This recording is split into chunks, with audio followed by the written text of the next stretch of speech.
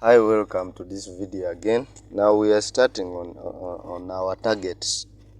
We are talking about climate action, and this is our target number 1. Now, our number 1 target was strive to keep global warming under 1.5 degrees C of the pre-industrial levels and avoid its detrimental effects by achieving carbon neutrality. And according to my research, I say, by keeping global warming under 1.5 degrees C of pre-industrial levels, we are abiding or respecting the recommendations as per included in the Paris Agreement of 2016, which is therefore a global target as well. Global warming refers to the increase in the overall temperature of the Earth's atmosphere, generally attributed to the greenhouse gas effect caused or brought about by the increased levels of carbon dioxide gas, methane, and nitrous oxide or other chlorofluorocarbons. Chlorofluorocarbon pollutants in the atmosphere. We talked about greenhouse gas effect. We talked about carbon dioxide and their concentrations in the atmosphere. All those in our previous videos. Just watch them and you will know what we are talking about. Now we continue and say, in other words, global warming refers to enhanced greenhouse gas effect. Yes, global warming is enhanced greenhouse gas effect. This scenario is associated with diverse impacts related to changes in weather patterns, extreme cold and hot climatic weather conditions or events, causing a drought, destruction of ozone layer. We talked about layers of the atmosphere. We talked about the stratosphere. We talked about the exosphere, the thermosphere, the mesosphere. We talked about all those layers if you watch our previous videos. Now it says, this scenario is associated with diverse impacts related to changes in weather patterns, in brackets extreme cold and or hot climatic weather conditions, close brackets, causing a drought, destruction of the ozone layer, acid rain formation, acid rain. We shall talk about acid rain later. Floods and landslides or mass movements in brackets, leading to displacement, loss and migration plus deaths of plants and animal species. That's the flora and fauna. Now, carbon neutrality refers to achieving a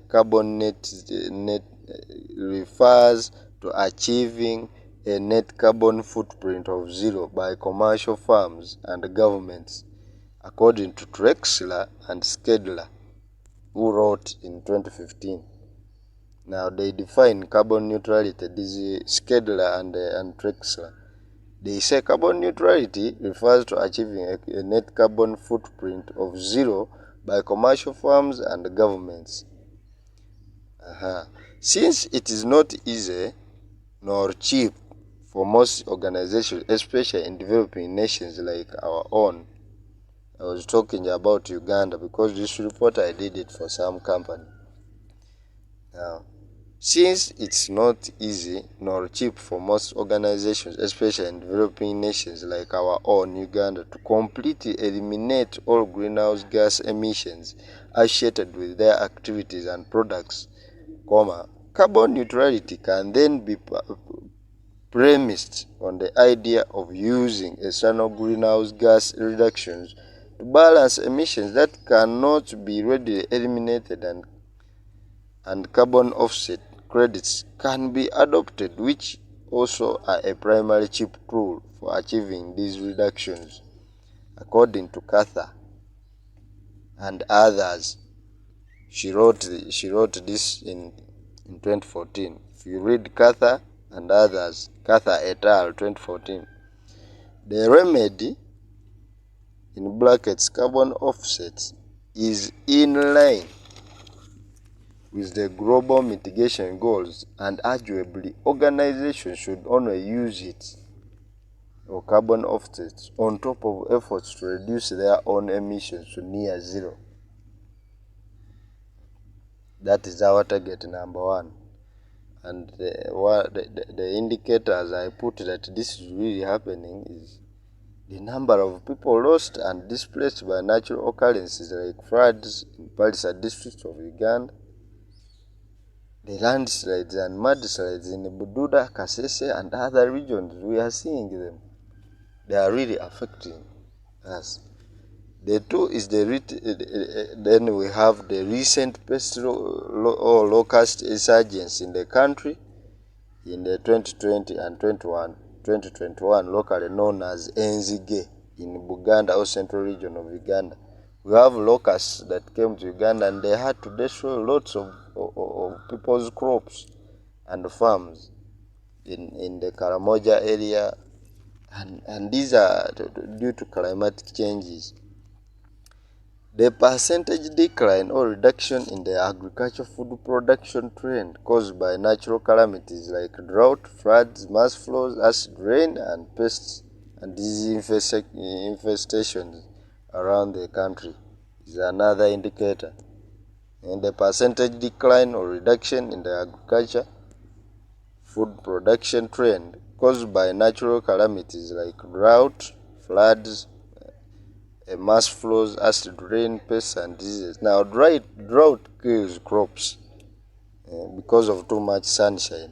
Floods erode crops. Erosion. Floods, when the water is running, it carries away crops and destroys them. Mass flows, we are talking about mudslides and landslides. These also carry down all the crops downhill and destroy them. Acid rain comes with a burning effect on the soil.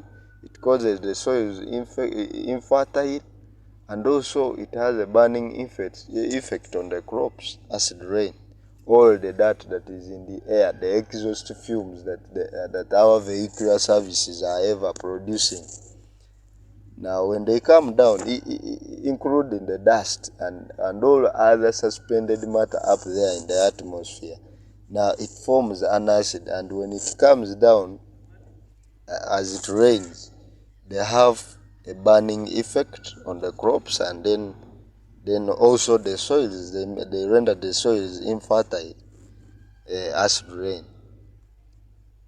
And pests and diseases. Pests, I was talking about the locusts. Locusts come and destroy crops. They eat them and everything. They eat all the green matter. And photosynthesis. It stops photosynthesis. And once that process is stopped, then there is nothing you're going to get. Diseases, pests and diseases infestations around. There is also the banana wilt disease that is also affecting bananas. My father has a farm of bananas, over 8 hectares of land, and one of the issues that are affecting our farm is the banana wilt disease that is affecting his farm. That was number one. So briefly, number two. Our number two was develop and manage a citizen-centric recovery system from the COVID-19 pandemic and its associated variants. Now, I say the lockdown measures enforced by the nations worldwide affected more than half of the populations half of the world's population as of 2020. City streets were empty all over the world. Meanwhile, city officials and business enterprises had to invent untraditional or new ways to safely deliver services, information, ideas, or products to their citizens. In Uganda, bike ridings and walk to markets, walk to works, motor vehicle deliveries were allowed to take charge, including door-to-door services or help, community contact services. Now, this was by the government. For example, in distribution of the COVID-19 vaccines, other disease vaccines and foodstuffs used this idea to reach citizens safely. This new reality, as was in the cities around the globe and in rural areas, has proved that we can reform urban lives perhaps faster and more radically than the previous times. Now we are talking about the pre-COVID era or pre-COVID-19 era. The cities need to lose the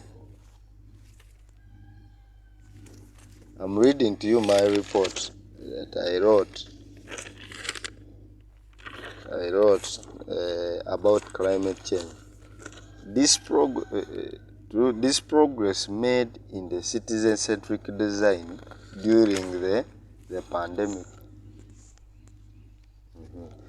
The phrase citizen-centric design simply refers to planning cities according to citizens' needs by making urban life easier, cheap, safe, healthier, environmentally friendly or safe and less time consuming, according to Dudley and others in 2015.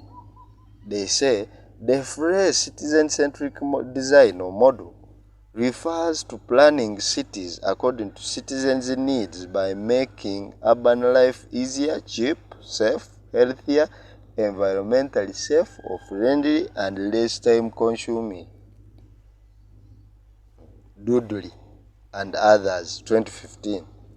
You can read about the citizen-centric design if you have time. The indicators to this target, the target is survived by one indicator. The percentage increase in use and or adoption of walk-to-work market work and or bikes to work market by citizens during the COVID-19 times.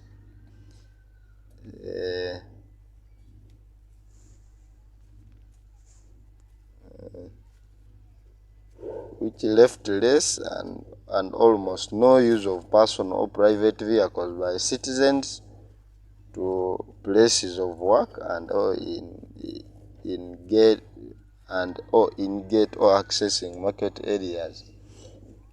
Now my cows are passing here. I'm at Makerere University in Uganda, one of the best universities in Africa and the entire world. But we have farms there, so that's why in the bunker ground you saw some vehicle there. There's some cow passing. So in our next video, we are going to talk about target number 3. There are 8. We are going to talk about all of them today. I thank you as you watch our next video. Thank you.